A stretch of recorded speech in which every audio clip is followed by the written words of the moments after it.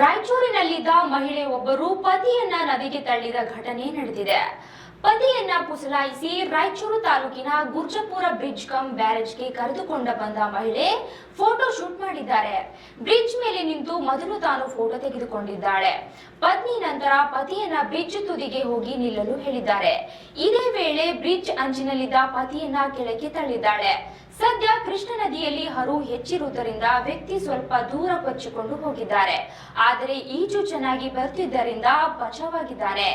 ಈಜುಕೊಂಡು ಹೋಗಿ ನದಿ ಮಧ್ಯೆ ಭಾಗದ ಬಂಡೆಯೊಂದರ ಮೇಲೆ ಕುಳಿತಿದ್ದಾರೆ.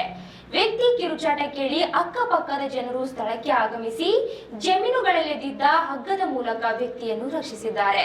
ಸತತ 2 ಗಂಟೆಗಳ ಕಾಲ ಕಾರ್ಯಾಚರಣೆ ನಡೆಸಿ ರಕ್ಷಿಸಿದ್ದಾರೆ. ನಂತರ ಆ ವ್ಯಕ್ತಿ ಪತಿಯೇ ಕೆಳಕ್ಕೆ ತಳ್ಳಿದ್ದಳು ಎಂದು ಆರೋಪಿಸಿದ್ದಾರೆ. ಆದರೆ ಗಂಡನೇ ಕಾಲು ಜಾರಿ ಬಿದ್ದಿದ್ದಾನೆ ಎಂದು ಮಹಿಳೆ ಹೇಳಿದ್ದಾಳೆ. ಯಾರಿಗೆ ಫೋನ್ ಮಾಡಿಲ್ಲ, ನಮ್ಮ ಮಮ್ಮಿಗೆ ಹಚ್ಚತ್ತೇನ್ರಿ. ಫೋಟೋ ತೆಗಿತೀನಿ ಅಂದ್ರ ಅತ್ತ ಏನಾಗಬೇಕು ನಿಮಗೆ? ನಮ್ಮ ಹಸ್ಬೆಂಡ್ ತಾನ ಅಲ್ಲಿ ನಿಂತು ಫೋಟೋ ತಗೊಳ್ತಾನ, ತೆಗ್ದಿಗೆ ಕಾಲು ಜಾರಿ ಬಿದ್ದಾನ.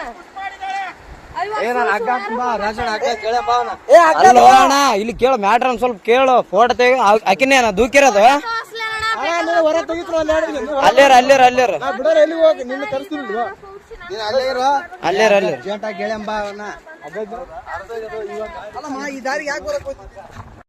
ಅಲ್ಲಣ್ಣ, ನಿನ್ ದೈವ ಈ ಸೊಡ್ಕೊಂಡ್ ಹೆಂಗಾದ್ರ ಎಲ್ಲಿಗೇನು ಹೋಗಿದ್ದಿ?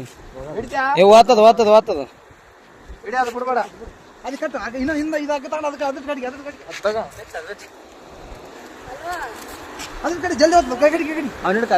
ಮುಂದೆ ಬಂದ್ ಹಿಡ್ಕ ಸ್ವಲ್ಪ ಹಿಂಗ್ ಬಾ.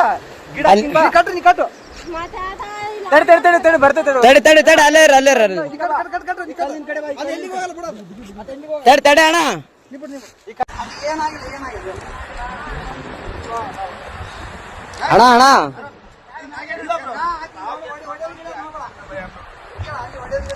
ಒಡೆ ಗಿಡದ್ ಮಾಡಬೇಡ ಅಣ್ಣ.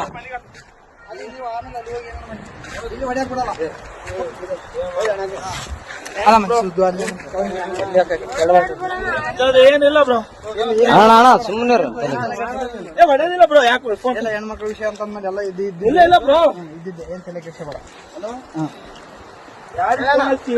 ಅಲ್ಲಣ್ಣ ಹೆಂಗ್ ಬಿದ್ದಣ್ಣ ಆ ಕಡೆ? ನಂಬಿಕೆ ಇದ್ರು ಬ್ರೋ.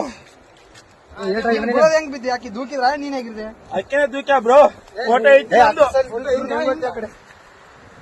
ನಿಂತೀವಿ ನಾವಲ್ಲೇ ಯಾವತ್ತು ನಿಂದ್ರಾರಕ್ ನಿಂದ್ರು ಅಂದು.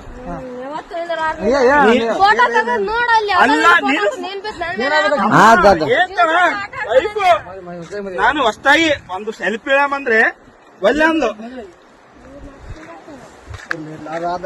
ಅಲ್ಲ ನಾನು ಹೇಳ್ತಿಕ್ಕೆ ಈಗ ಅರು ಬಂತು ನಿಮ್ಗೆ ಹೇಳಲ್ಲ. ಎಲ್ಲರಿಗೆ ಚೇಬಿಟ ಬಿದ್ದಾನಂತ ನೋಡ್ರಿ. ಎಷ್ಟು ಹಲೋ ಅಣ್ಣ, ಏನು ದಬ್ಬಿ ಕೊಲ್ಲಕ್ ಮಾಡ ಅಷ್ಟೇ, ಏನಾಗಿಲ್ಲ. ಕಚ್ಚಮ್ಮ ಇನ್ಯಾರು ಪುಣ್ಯಾತ್ಮ ಇತ್ತೆ ಉಳಿದಿದೆ ಅಷ್ಟು.